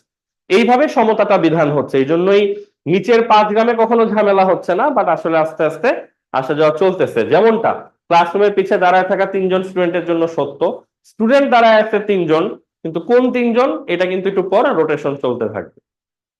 আর আরেকটা ব্যাপার হচ্ছে এই যে আসতেছে এবং এই যে যাচ্ছে, তারপরেও যে আসলে এদের পরিমাণটাতে হেরফের হচ্ছে না বিন্দু মাত্র, 5 গ্রাম যে 5 গ্রামই থাকতেছে, এটার পিছনে দায়ী হচ্ছে এই যে দুইটা বিক্রিয়ার ব্যাপারে আমরা বললাম, সম্মুখ এবং পশ্চাৎ, এদের গতিবেগ। দেখো, এদের গতিবেগ যদি একটু আগে পরে হইতো, একটু কম বেশি হইতো, ধরো যাওয়ার গতি বেশি আসার গতি কম, তাহলে কিন্তু এমএক্স কে মাঝে মধ্যে আমরা পেতাম জোর পরিমাণ 5 গ্রাম থেকে কম হয়ে গেছে। আবার যদি এমন হইতো যাওয়ার গতি কম আসার গতি বেশি, তো তখন আবার আমরা কি পেতাম, এমএক্স লবণের পরিমাণ মাঝে মধ্যেই দেখতাম 5 গ্রাম থেকে বেড়ে 6 গ্রাম হয়ে গেছে, 7 গ্রাম হয়ে গেছে। তাহলে যে দুইটার কোনোটাই যেহেতু আমরা দেখি না, বাড়তেও না কমতেও না, তাহলে একটা জিনিসের ব্যাপারে আমরা কনফার্ম, এই দুইটা বিক্রিয়ার গতিবেগ কেমন হবে বলতো? গতিবেগ হবে সমান। শুধুমাত্র তখনই জিনিসটা সম্ভব যে স্পিডে আসতেছে ওই স্পিডেই চলে যাচ্ছে। তো আলটিমেটলি এখানে কোনো লাভ লস কিছুই হচ্ছে না। তুমি বুঝতে পারছো? তার মানে যখন একটা দ্রবণ সম্পৃক্ত হয়, তোমার জন্য লার্নিংটা কি, যখন একটা দ্রবণ সম্পৃক্ত হয় নিচে অধঃক্ষেপ জমা হয়, তখন প্রথম পয়েন্ট হচ্ছে বাই ইন্সপেকশন দেখেই বোঝা যায় এই দ্রবণটা সম্পৃক্ত, এটা হচ্ছে দেখে বোঝার পার্ট। দেখা যায় না সেই পার্টের মধ্যে কি আছে, প্রথম জিনিস অদ্রবীভূত অংশ আর দ্রবীভূত অংশ, এই দুটো অংশের মধ্যে একটা উভমুখী বিক্রিয়া চলতে থাকে, এটা হচ্ছে প্রথম আন্ডারস্ট্যান্ডিং। তো রিঅ্যাকশন লেখার সময় উভমুখী তীর চিহ্নের ব্যবহার ম্যান্ডেটরি, এটা যদি না দাও নাম্বার 0 দিয়ে দিবে। ঠিক আছে, তো যখন এটা সম্পৃক্ত হয়ে যাওয়া দ্রবণকে আমরা প্রকাশ করব, তখন অদ্রবীভূত অংশ আর দ্রবীভূত অংশের মধ্যে সবসময় কি অ্যারো দিব, উভমুখী অ্যারো দিব। এবং এটা শুধু একটা উভমুখী বিক্রিয়া তাই না, এই উভমুখী বিক্রিয়াটা আবার তার যে বিশেষ স্টেট বিশেষ অবস্থা সাম্যাবস্থা সেইটাতে আছে, তাই না? এটা তোমাদের সবার মনে আছে তো, যে যে উভমুখী বিক্রিয়ার সম্মুখ আর পশ্চাৎ বিক্রিয়ার গতিবেগ সমান হয় তাকে কি বলে, এই অবস্থাটাকে?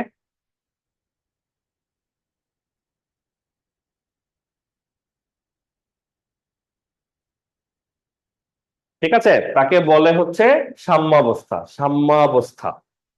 ওকে, তাইলে আবার যদি এই টপিকে ফেরত আসি, যে দ্রাব্যতা পরিমাপ করার জন্য একটা খুবই গুরুত্বপূর্ণ প্রাইমারি স্টেজ হচ্ছে একটা দ্রবণকে সম্পৃক্ত হওয়া। একটা দ্রবণ সম্পৃক্ত এটা নিশ্চিত করার পরেই কেবলমাত্র দ্রাব্যতা নিয়ে মন্তব্য করা যাবে। তো একটা দ্রবণ সম্পৃক্ত এটা আমরা কিভাবে বুঝতে পারি? এক, দেখে বুঝি যে এই দ্রবণে অধক্ষেপ পড়ে আছে। দুই, রাসায়নিক ভাবে কিভাবে বুঝি? যখন একটা দ্রবণ সম্পৃক্ত অবস্থায় চলে আসে তখন সে উভমুখী বিক্রিয়া দেয়, এটা একটা গুরুত্বপূর্ণ পয়েন্ট। এবং এই বিক্রিয়াটা সাম্য অবস্থায় অবস্থান করে, এটা হচ্ছে আরেকটা গুরুত্বপূর্ণ বিষয়। ঠিক আছে, তাহলে এই জিনিসগুলো কিন্তু কেউ ভোলা যাবে না। এগুলা দ্রাব্যতার সংজ্ঞা যেমন আমরা ডিসকাস করে করে ল্যান্ড করতেছি, সাথে দ্রাব্যতার বৈশিষ্ট্যগুলো আমরা ডিসকাস করে করে বোঝার চেষ্টা করতেছি। এবং এটা না হলে কি হইতে পারে, এটা কেন মনে হইলো আমাদের, প্রত্যেকটা জিনিসই কিন্তু আমরা এক্সপ্লেন করার চেষ্টা করতেছি। তো সবাই একটু মনোযোগ দিয়ে শুনো, কারো যদি আরো কিছু জানার থাকে সেটা তোমরা প্রশ্ন করে ফেলো।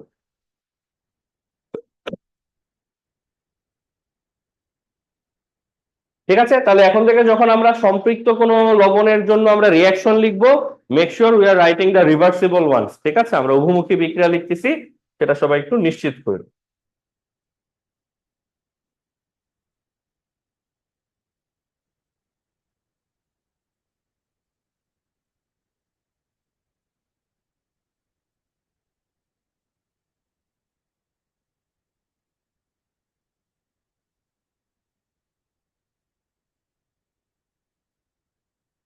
তো এইটা হচ্ছে এমএক্স নামক কোন একটা লবণ, এমএক্স লবণের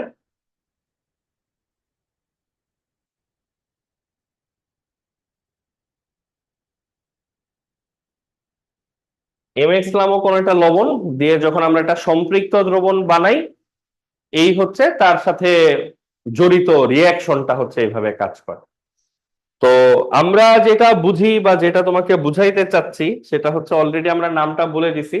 যে অংশটা কঠিন এটা তার এস লেখা দেখেই বোঝা যাচ্ছে, এটা হচ্ছে অদ্রবীভূত কঠিন অংশটা।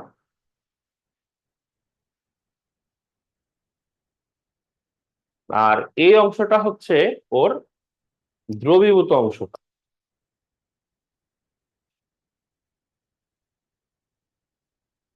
এখন কোন একটা রিয়াকশন বাম থেকে ডানে যাচ্ছে, এই কথার মানে হচ্ছে আরো লবণ মিশে যাচ্ছে, তো লবণটার দ্রাব্যতা আরো বাড়তেছে, কারণ আরো লবণ তখন দ্রবীভূত হইতে পারতেছে। এবং অধঃক্ষেপও কমে যাচ্ছে, অধঃক্ষেপের কিছু অংশ দ্রবীভূত হয়ে যাচ্ছে। আবার উল্টাটাও সত্য, কোন রিয়াকশন যখন ডান থেকে বামে ব্যাক করে তখন আমরা বলতে পারি দ্রবীভূত অংশ বরং অদ্রবীভূত অংশে পরিণত হচ্ছে, দ্রাব্যতা কমে যাচ্ছে, সেটা আমরা বলতে পারি। তো বাম থেকে ডানে গেলে দ্রাব্যতা বাড়তেছে মনে হবে, ডান থেকে বামে গেলে দ্রাব্যতা কমতেছে মনে হবে। হোপফুলি সবাই অ্যালাইনমেন্টে আছে আমার সাথে, যে আসলে কোনটা কি বিবেচনা করে বলতেছে আর কোনটা কেন বলতেছে। ঠিক আছে, এখন একটা খুব ইন্টারেস্টিং টপিক।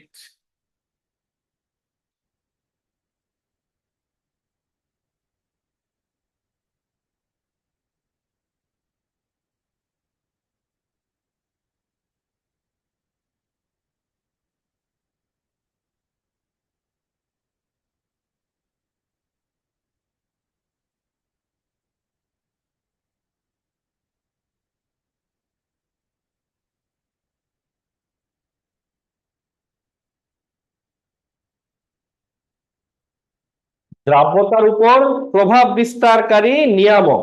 নিয়ামক একটা খুব অদ্ভুত শব্দ। এই শব্দটার মানে অনেকেই জানো, অনেকেই জানো না। অনেকে ছোটবেলায় লা সাথে লিয়ে নীতি বা এই ধরনের নীতি পড়ার সময় নিয়ামক শব্দটা আরো পাইছো। তো তারা হয়তো ডিফারেন্ট ওয়েতে নিয়ামক শব্দটাকে বুঝে নিছো, যেটা কি বোঝায়। নিয়ামক শব্দটা সবচেয়ে ভালো ইংলিশ হচ্ছে ফ্যাক্টরস। ঠিক আছে, কি কি পয়েন্ট, কি কি রাশি, কি কি ঘটনা, কি কি ব্যাপার আছে যেটা দিয়ে আমরা দ্রাব্যতাটাকে প্রভাবিত করতে পারি। তো দ্রাব্যতাকে প্রভাবিত করার যে পয়েন্ট গুলা, এগুলা বেশ সহজ। প্রথমত হচ্ছে দ্রবের প্রকৃতি। এগুলা খুব বেশি আলোচনা করার কিছু নাই, আইডিয়া সিম্পল। দ্রাবককে কনস্ট্যান্ট রেখে, একই দ্রাবক রেখে আমরা যদি বিভিন্ন রকমের দ্রব দেই, সব দ্রবের কি মিশে যাওয়ার প্রবণতা একই? অবশ্যই না। যে কেন একই না? কারণ এক একটা যৌগের গঠন এক এক রকম, কেউ আয়নিক, কেউ সমযোজী, কেউ অনেক ভালো আয়নিক, কেউ একটু কম ভালো আয়নিক, কারো বন্ধন অনেক প্রবল, কারো বন্ধন একটু লুজ। তো এরকম গঠন প্রকৃতির কারণে এক একটা দ্রবের তো প্রকৃতি এক এক রকম হবে। তো দ্রাবকটাকে স্থির রেখেও আমরা যদি ভিন্ন ভিন্ন রকমের দ্রব দেই, তাদের দ্রাব্যতা ভিন্ন ভিন্নই হওয়া উচিত। ঠিক আছে, একই চিন্তায়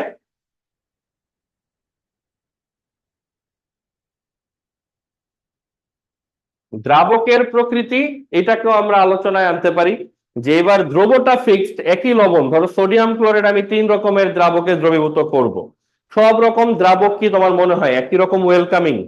তা তো না। তো তুমি পানিতে যদি সোডিয়াম ক্লোরাইড দাও সেটা একরকম বিহেভ করবে, মিল্ক ভিটা দুধের মধ্যে যদি দাও সেটা আরেক রকম বিহেভ করবে, রু আফজার মধ্যে যদি দাও সেটা আরেক রকম বিহেভ করবে। তো বোঝাই যাচ্ছে কম্বিনেশনটা চেঞ্জ করে দিলে দ্রাব্যতা চেঞ্জ হয়ে যায়।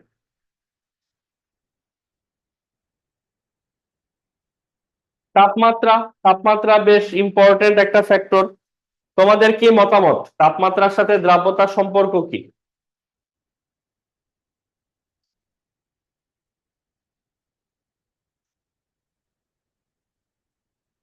প্রথমত, কথা সত্য যে তাপমাত্রা পরিবর্তন করলে, আমরা বাড়াই বা কমাই যেটাই করি, তাপমাত্রা পরিবর্তন করলে দ্রাব্যতার মানে পরিবর্তন আসে।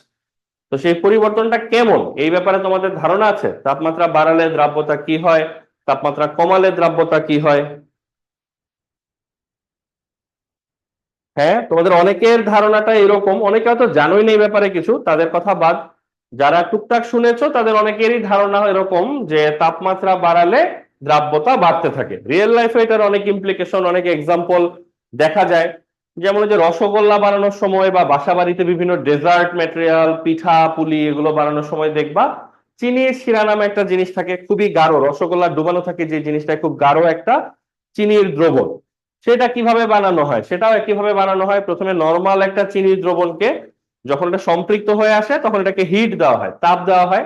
তাপ দিলে নাকি এটা অসম্পৃক্ত হয়ে যায়, তখন আবার নতুন করে একটু চিনি যোগ করা যায়। তো দেখা গেল নর্মালি 1 জগ পানির মধ্যে তুমি লাইক 10 চামচ চিনি যোগ করতে পারতা।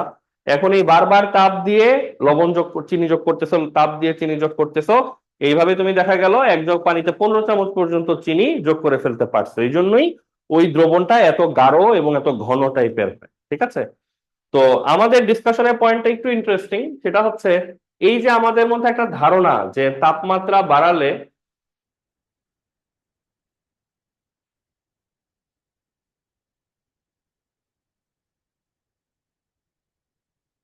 তাপমাত্রা বাড়ালে দ্রাব্যতা বাড়ে, এই কথাটি ঠিক কিনা এটাই আমরা চেক করতে চাই।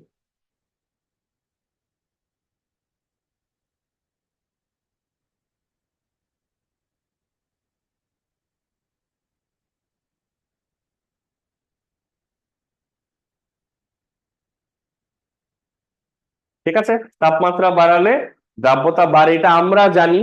তো সেটা জানাটা ঠিক আছে কিনা এটাই আমরা চেক করব। খুব কুইক দেখো, ইন্টারেস্টিং কেস, যে ধরো সেই এমএক্স লবণটা যেটা নিয়ে আমরা একটু আগে আলাপ করতেছিলাম, ওর যখন দ্রাব্যতা নিয়ে কথাবার্তা হবে, তার মানে দ্রাব্যতা মানেই কি ও একটা সম্পৃক্ত দ্রবণ। সম্পৃক্ত দ্রবণ মানেই কি উভমুখী বিক্রিয়া, যেটা সাম্যাবস্থায় আছে আমরা জানি। সাম্যাবস্থা তো আর সাইন সিম্বল দিয়ে দেখানো যাবে না, তো সেটা মুখে স্বীকার করতে হবে এবং মনে রাখতে হবে, এবং যখন এই সব ব্যাপারটাকে ব্যবহার করা দরকার তখন ব্যবহার করতে পারতে হবে। তো এম এক্স থেকে এম প্লাস হচ্ছে এক্স মাইনাস হচ্ছে, এটা হচ্ছে সেই রিয়াকশন। এখন বলতো, আমরা যদি এই রিয়াকশনের তাপ দেই তাহলে রিয়াকশনটা কোন দিকে আগাবে? আমরা জানি বাম থেকে যদি ডানে আগায় তাহলে আমরা বলি দ্রাব্যতা বাড়ে, আর যদি ডান থেকে বামে আগায় তাহলে আমরা বলি দ্রাব্যতা কমে। তো এই যে বিক্রিয়াটা আছে, এইটাকে যদি আমরা তাপ দেই বাইরে থেকে, এই তাপ প্রয়োগ করলে এই রিয়াকশনটা কোন দিকে অগ্রসর হবে? বাম থেকে ডানে যাবে নাকি ডান থেকে বামে যাবে, বলো দেখি তোমরা।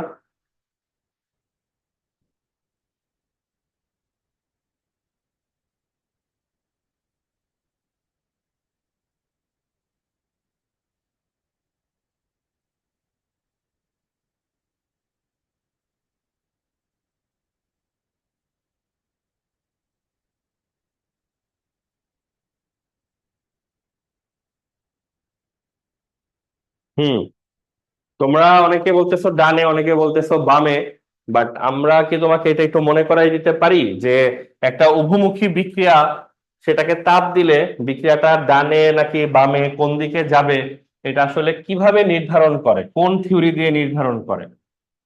গুড, সেটাকে হচ্ছে বলে লা শাতেলিয়ের নীতি।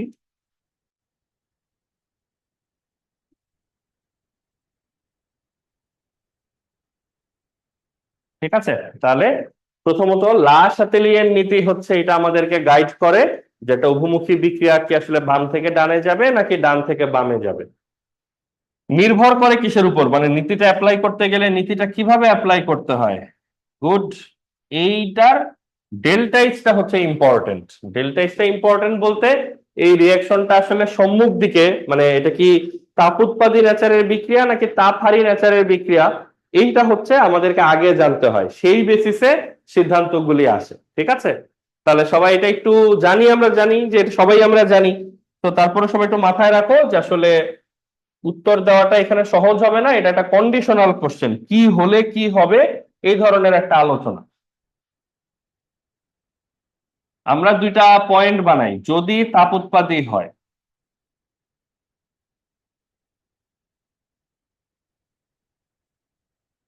যদি তাপ উৎপাদী হয় তাহলে এই এম এক্স যেই বস্তুটা আছে,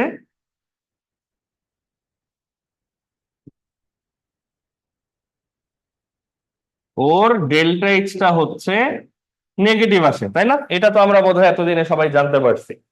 এখন আমারে বলো দেখি, এইরকম একটা সিচুয়েশনে 9-10 এর নলেজ কিন্তু, তাপ যদি বাড়ানো হয়, সাম্য অবস্থায় যদি তাপ প্রয়োগ করা হয়,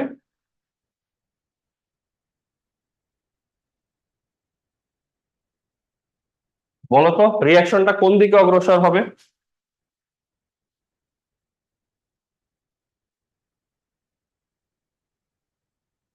সম্মুখ দিকে না পশ্চাৎ দিকে, বাম থেকে ডানে না ডান থেকে বামে, বলতো। ভেরি গুড, তাপ প্রয়োগ করলে বিক্রিয়াটি ডান থেকে বামে অগ্রসর হবে, ডান থেকে বামে।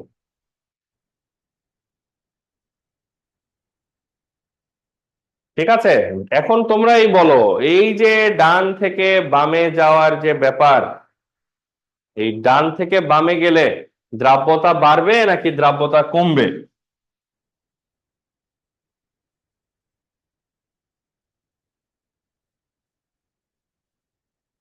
ঠিক আছে, দ্রাব্যতা হচ্ছে কমবে।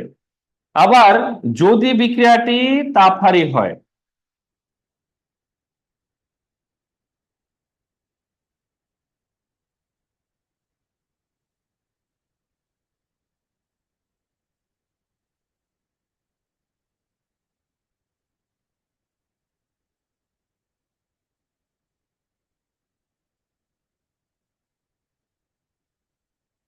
কুইক লিখে ফেলো, তাপহারী হলে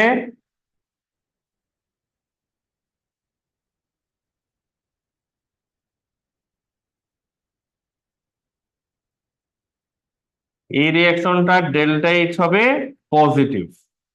সেক্ষেত্রে যদি আমরা তাপ প্রয়োগ করি,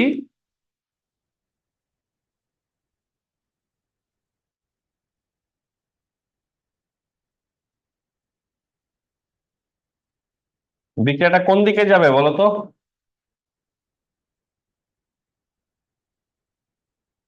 বিক্রিয়াটি বাম থেকে ডানে যাবে তখন, আর বাম থেকে ডানে যাওয়ার মানে হচ্ছে দ্রাব্যতা বৃদ্ধি। তাহলে এখান থেকে লেসন আমাদের কয়েকটা নিতে হবে এই আলোচনাটা থেকে।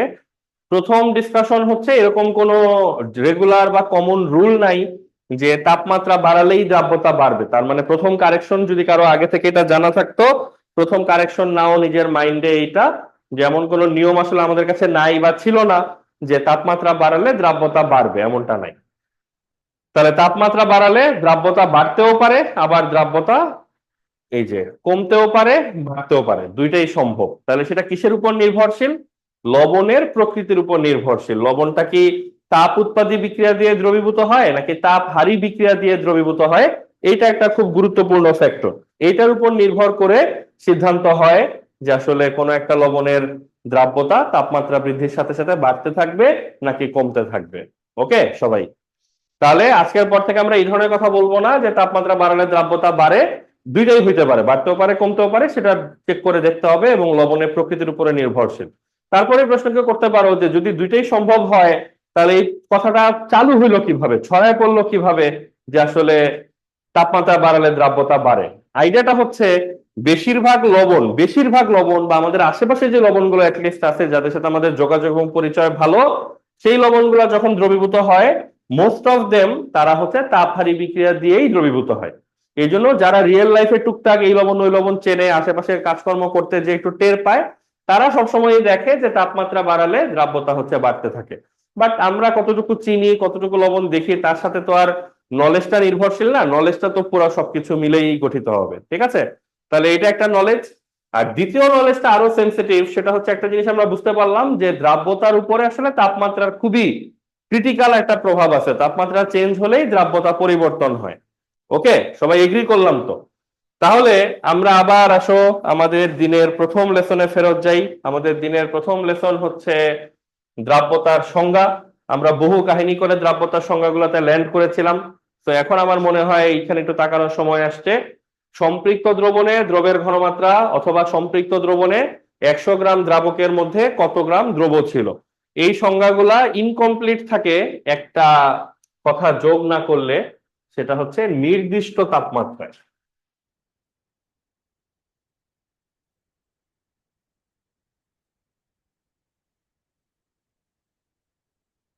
ঠিক আছে, এই জন্যই আমরা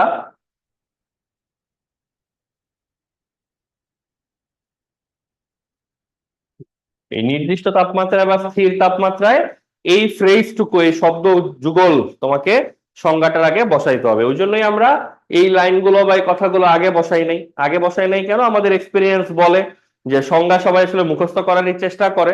তো সংজ্ঞার শুরুতে এরকম দুইটা শব্দ দিলে সবাই আসলে এগুলো তাৎপর্য বোঝার চেষ্টা করে না, গণহারে ডোলে মুখস্থ করে ফেলে।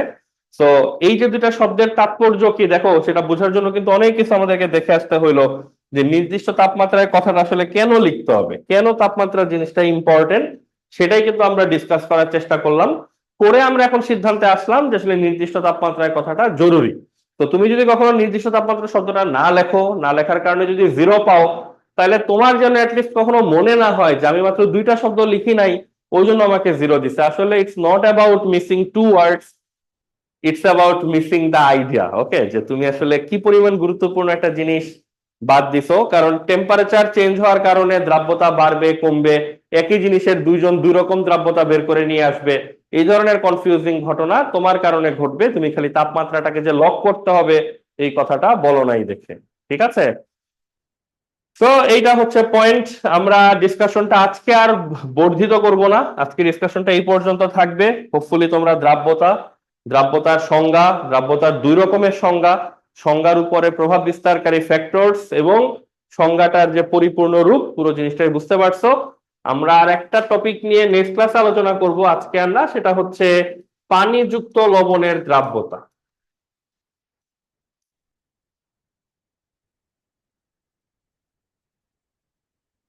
এইটা নিয়ে 2 মিনিট একটু আলাপ আমরা করব নেক্সট ক্লাসে। তার একটা বড় কারণ হচ্ছে এই যে আমরা আজকে একটা নিয়ম শিখলাম যে দ্রাব্যতা বাড়ে বা কমে লবণ ভেদে।